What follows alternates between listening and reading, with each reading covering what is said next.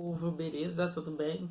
Gente, vamos lá para a parte 2 da aula de História. A gente está falando sobre revoluções liberais no século XIX, beleza? Então não vou enrolar muito, que vocês já vieram cansados justamente de uma mega aula de filosofia, mas eu acho o contexto bem legal.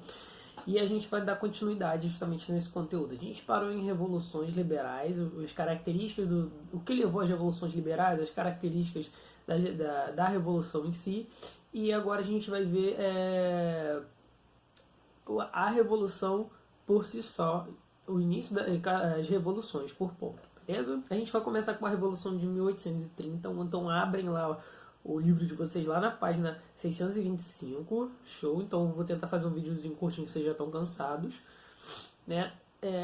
Para a gente falar sobre revoluções de 1830. Essa revolução de 1830, galera, vai começar na França. De novo a França. Por quê? A gente vai ver que desde o início da Revolução Francesa até praticamente um bom período até a Sexta República Francesa, né, a França vai sofrer com várias instabilidades, porque trocas de poderes, né, tentativa de estabelecer um poder, um outro poder que acaba caindo. Então aqui a gente já está vendo já uma outra revolução que vai ocorrer na França, né? A gente vai ver que as características dessa revolução também de 1830, essa revolução vai ocorrer principalmente feita pelas classes mais baixas, né? E também pela burguesia. Então a gente vai ver que é uma revolução liberal, né? Que é guiada justamente pela liberdade política e pela liberdade econômica. Vai ser uma revolução anti-absolutista, onde eles vão lutar no máximo possível para que o rei não tenha todos os poderes, e uma também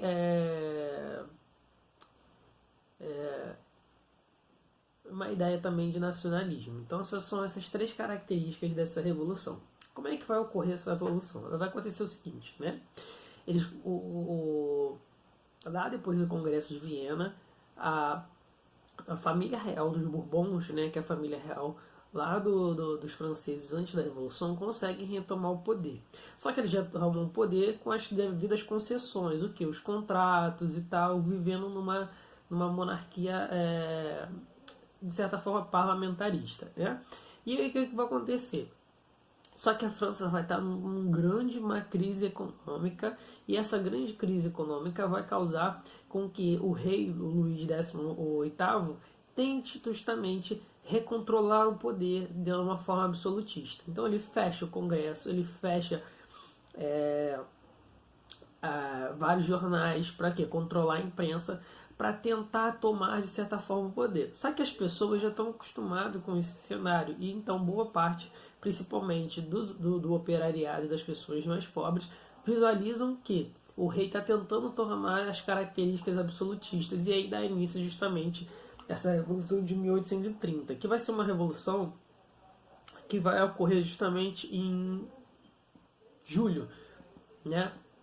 Vai durar 3 dias consecutivos, dia 27, 28 e 29, seguidão, né? E vai dar praticamente queimar de novo a França. Vai ser uma característica bem forte, vai ser muito parecido com com a Revolução Francesa, de novo.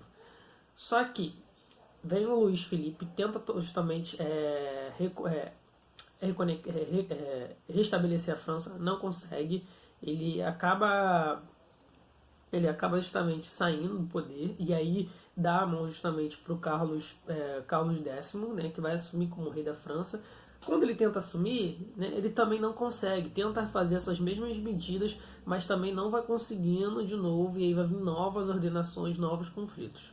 Né? Até que também o Carlos abre mão do poder, o Carlos X, e quando ele abre mão do poder, não tem jeito, né? Fica aquele vácuo de poder, e aí o pessoal o que que faz? E aí vem um cara, né? O Luiz Felipe de Orleans, né? Que tem esse Orleans aí é justamente uma outra dinastia, uma dinastia vinda também lá de Portugal. Você viu como os 30 enrolado, né? E ele assume justamente o poder. Só que ele é um monarca diferente dos outros monarcas. Por quê? Ele cresce, né, através da burguesia, ele cresce, né, ele não era o rei, ele não era numa linha sucessória de reis, ele não era dos Bourbons ou dos Habsburgos, né, que era uma família real. Ele era ele era um nobre qualquer, né? Ele era um nobre qualquer e esse nobre precisava de dinheiro e ele ficou conhecido como o rei burguês, beleza? Porque ele comercializava. Então quando ele assume a França, ele vai lá, assume essa vacância de poder, ele junta pessoas importantes ao redor dele e quando ele faz isso, ele justamente toma esse poder e faz várias medidas liberais, beleza? Essas medidas liberais é o seguinte, a manutenção do Congresso, manutenção da propriedade privada, manutenção também do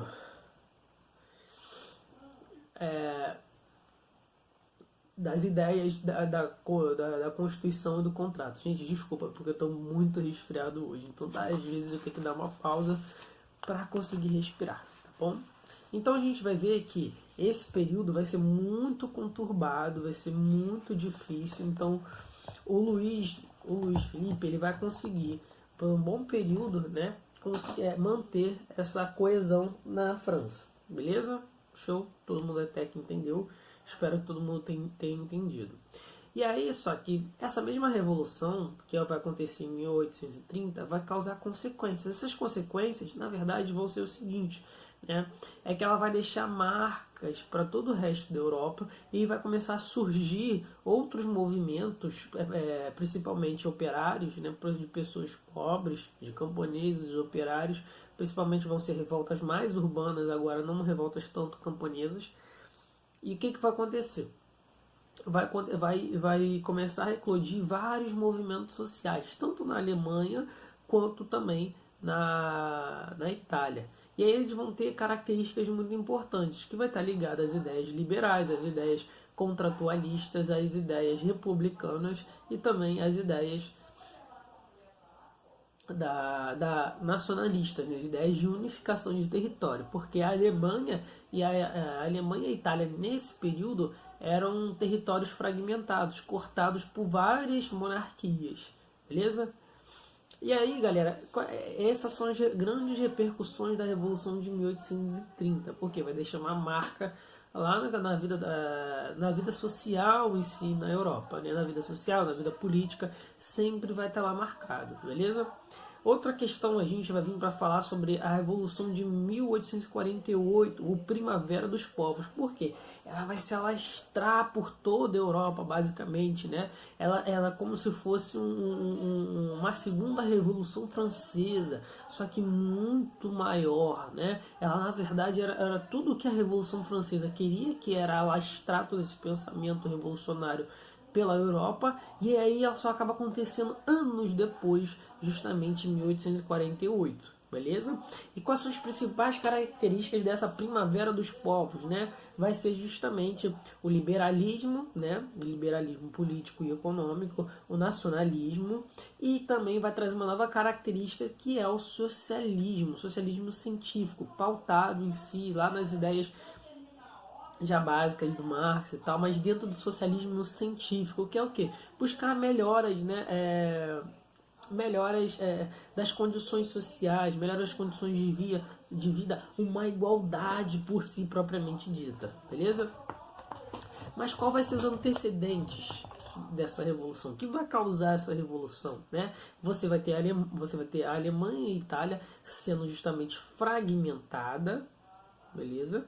Vai fragmentada, eles vão olhar para a França sempre com aquele olhar entusiasta, né? Pô, caraca, que lugar maneiro e tal. Pô, a gente pode fazer aqui, porque eles viram isso em 1830, né? Então, 18 anos depois, eles começaram a ver isso. Então, vai começar a eclodir vários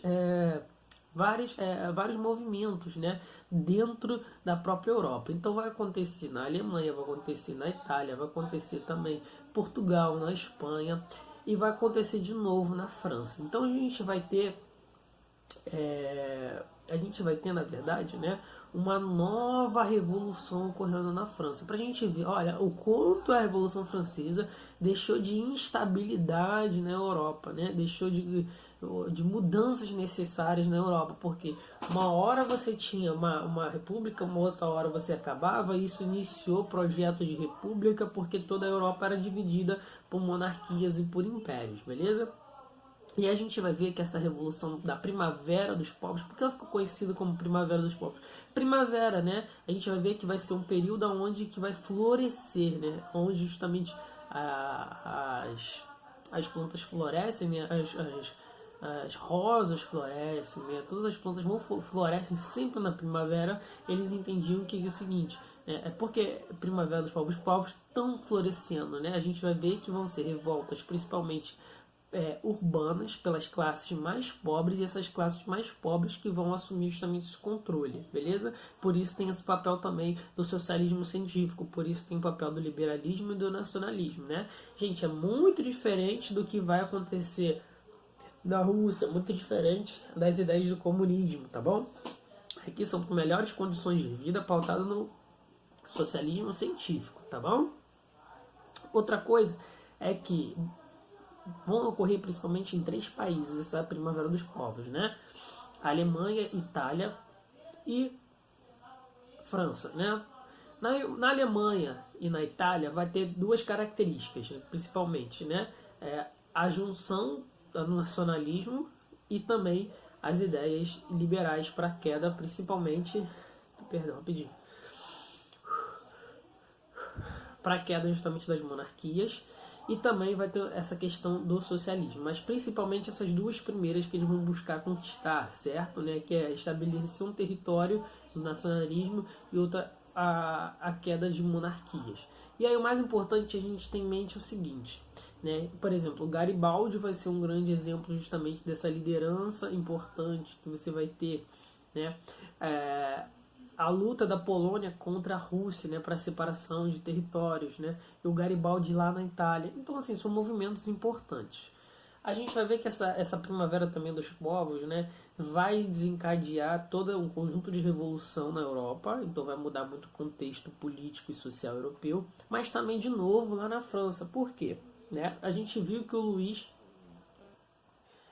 Filipe Julian, ele vai justamente tomar o poder lá em 1830, né?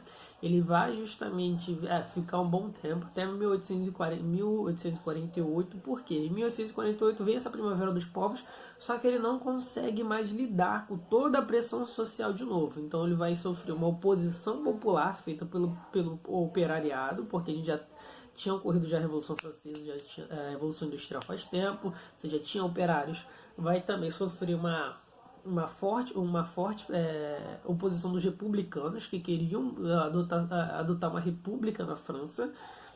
Eles também sofreu uma grande pressão contra a ideia da legitimidade, né? Porque os Orleans eles não eram uma família real direto francesa, né? Eram de lá portugueses. E aí tem essa questão de sucessória. E outra também da questão dos bonapartistas, né? Que queriam o retorno de Bonaparte. E aí a gente vai ver que grande parte desse movimento, né, vai ser encabeçado justamente pela oposição popular, pelos operários, que aí o Luís ele vai ter que acabar sofrendo também justamente a pressão, né? Ele vai estar deixando justamente o cargo de rei, né? Mesmo fazendo várias concessões, até que vai acontecer o seguinte, o início da Segunda República Francesa. Essa Segunda República Francesa vai ocorrer por quê? Quando Luís de Orleans deixa o poder, quem assume vai ser justamente, né, o Luís Bonaparte, sobrinho lá do Napoleão Bonaparte, né? Aí você vê a importância dos bonapartistas também nessa questão. E aí ele vem, assume, né, abre o início para uma nova constituição, um novo acordo entre os franceses, e aí ele começa a dar também garante as ideias do liberalismo, de propriedade privada, de liberdade comercial, e também ele vem com as ideias republicanas de separação de poderes. Só que ele vem com uma ideia muito mais importante que a galera estava pedindo nesse período, né? Com a ideia do voto universal e secreto para homens, né? Porque a gente viu que na Revolução Francesa tinha um voto, só que ele era censitário, só para um grupo de pessoas que tinham renda para comprovar. Agora não, eles queriam o voto universal para homens. Foi uma grande conquista nesse período, e eles conseguiram justamente nessa revolta de 1848, que vai até 1852, beleza? Mais importante é que, na verdade, o que vai acabar acontecendo é que o Luís ele vai sofrer grande pressão também por os outros grupos republicanos e boa parte da burguesia francesa, e ele vai acabar dando um novo golpe político, né? E a gente vai ver que esse novo golpe político, né, ele vai criar um novo império, um império muito parecido justamente com o do seu tio, né, o Napoleão, e aí vai se chamar justamente o Segundo Império Napoleônico, beleza? Gente, é muito confuso esse período, são várias transformações.